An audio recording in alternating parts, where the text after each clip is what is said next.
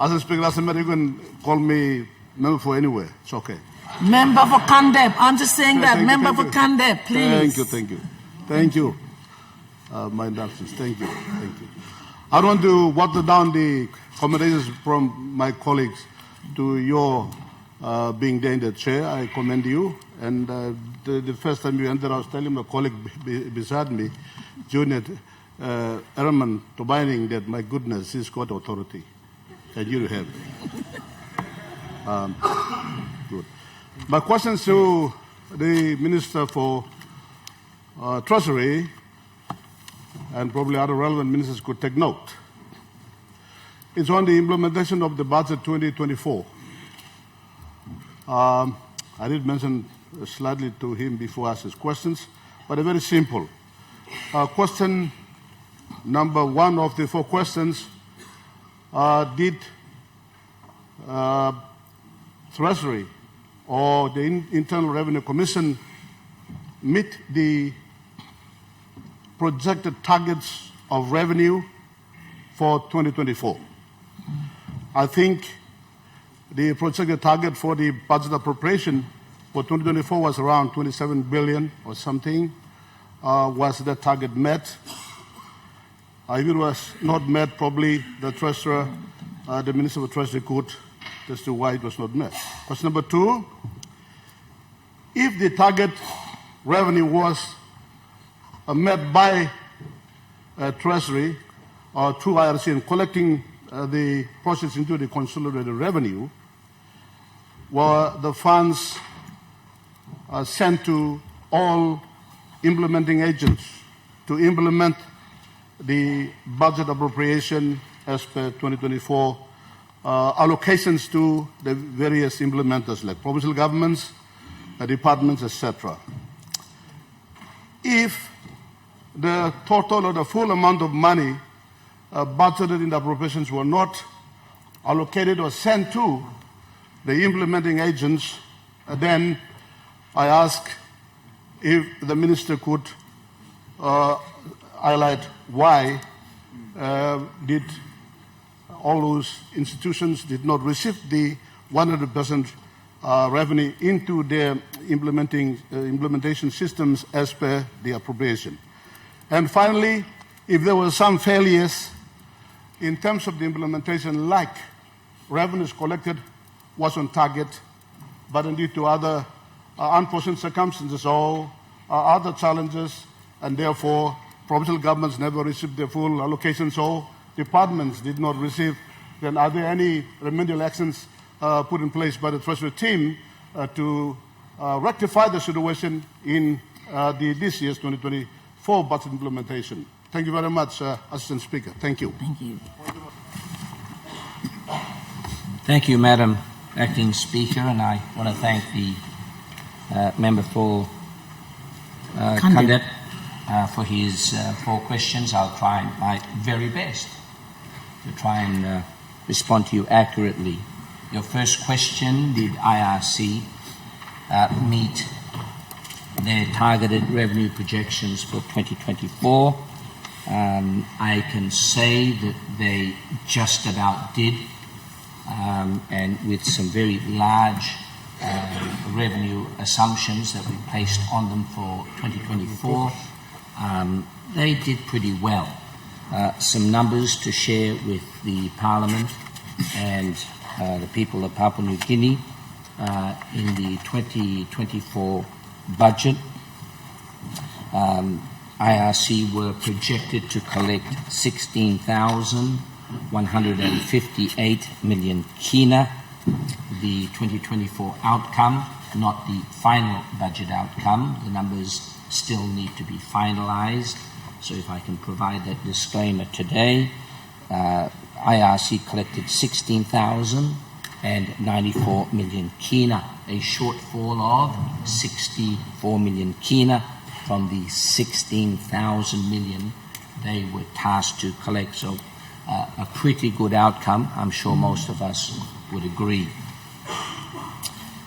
With customs, we had projected their budget revenue collection to be 2,537 million kina. they were able to collect 2,482 million, a shortfall of 55 million kina. So all up, tax revenues, one of the two revenue components in our annual budget. We budgeted 18,695. We collected 18,576, so a shortfall of 119 million kina. So tax component of revenues did very well. It was the non-tax component that let us down. And I think you asked that question as well. But let me go straight to your second question, and maybe I'll try and touch on the non-tax. I think it was number 3 or 4.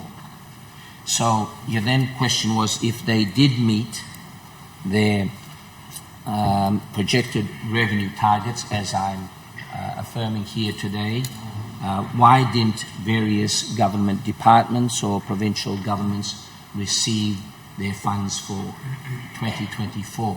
Great question, and the answer is pretty clear. And as I mentioned earlier, we have two revenue collections, tax and non-tax.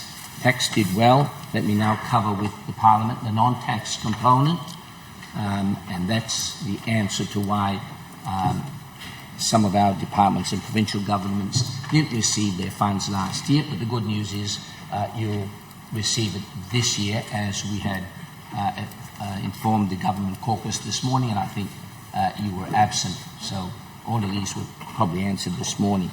So for non-tax, if we receive all of our tax collections, why didn't government departments and provincial governments receive it? Well, the answer is your non-tax component. That's made up of our Non-Tax Revenue Act. They're the collections that we sweep from our various state-owned agencies. We budgeted 1,248 for the NTRA group of departments and agencies. We collected 408, a shortfall of 840 million kina. 840 million kina. Dividends from our SOE, we budgeted 1,150 million kina. We collected 642 million, a shortfall of 508. We had some minor statutory fees, departmental fees. We budgeted 96 million, collected 149, so up by 53. All up for non-tax, here's your aggregate numbers. 2,494 million are non-tax, which is what we had budgeted or projected to receive. We collected 1,198, a shortfall of 1,295 million kina.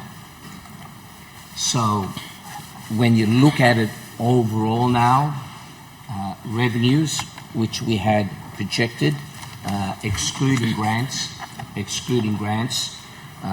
was 21,189 million kina.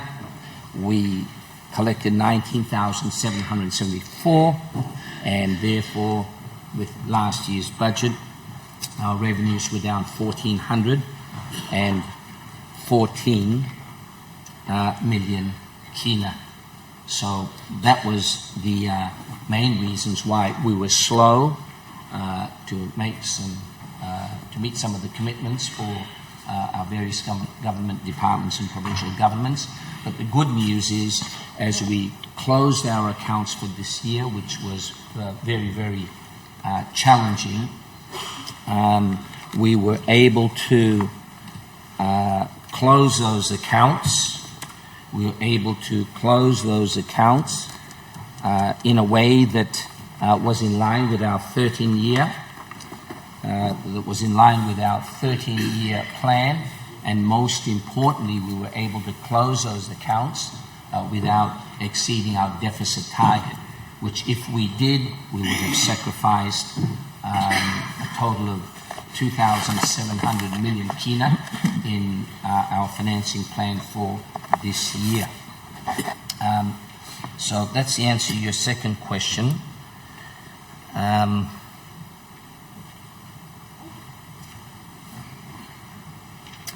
Your fourth question, third and fourth, I think I answered your third question. Yeah.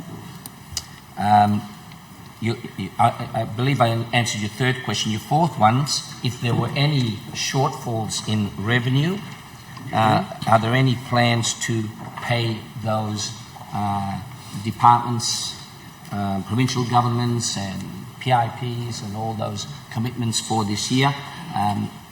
We certainly do have a plan, a very detailed implementation plan where Treasury, working with the Department of Finance, have set out a number of priorities to pay out for this year, and I can report back to the Parliament based on our budget